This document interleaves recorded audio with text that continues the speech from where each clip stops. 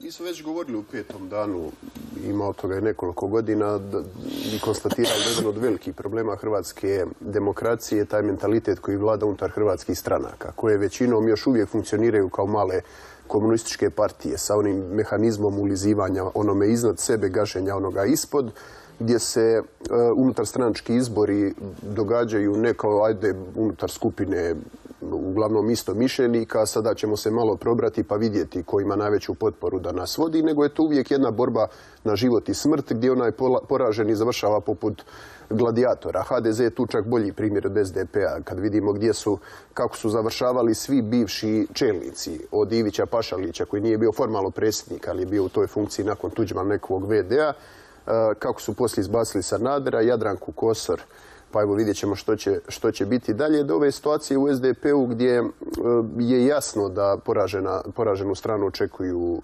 čistke. Nažalost, taj mentalitet se iz stranaka, iz vodećih stranaka, onda prebacuje na hrvatsku politiku u cijelini. Tako da taj princip mi i oni i ta zaoštravanja koja svi osjećamo u biti čini mi se da počinju unutar samih stranaka i njihovih odnosa. Imali smo neke karikaturalne primjere. To nije sad samo pitanje borbe oko plijena. Recimo, ako se sjetimo prošlih ili pretprošlih izbora u HSLS-u, pa u HSP-u, čak i situacijama gdje smo imali izvanparlamentarne stranke, gdje nije bilo nikakve moći, nikakvog plijena, ništa za dijeliti, to je bila borba na život i smrt. I onaj pobjednik uzima sve, poraženi je potpuno gotov.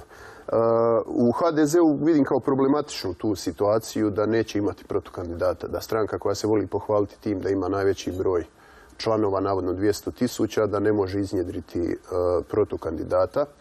Ono što vidimo i u HDZ-u i u SDP-u, što također smatram izrazito problematičnim, je da su u obje stranke prvo se bira predsjednik stranke, a onda se biraju stranački funkcioneri na svim drugim razinama. Što to konkretno znači? Uzmemo primjer HDZ-a. Dakle, prvo će se, vidjet ćemo kako će proći, imamo gospodina Karamarka bez protukandidata. Ako gospodin Karamarko pobjedi... Misliš da tu ima neke sumnje? A slušaj, sad rupe se otvaraju u zemlji sve... Ko zna što bi moglo biti?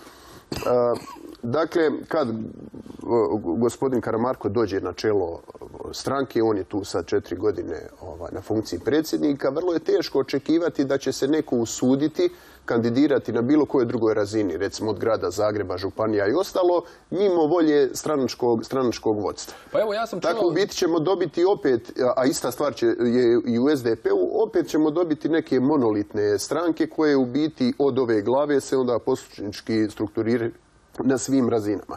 To s jedne strane njima u borbi za vlast kratkoročno može biti funkcionalno, jer lakše je upravljati takvom strankom, međutim dugoročno to je pogubno i po te stranke, jer onda nema kvalitetne kadrovske politike.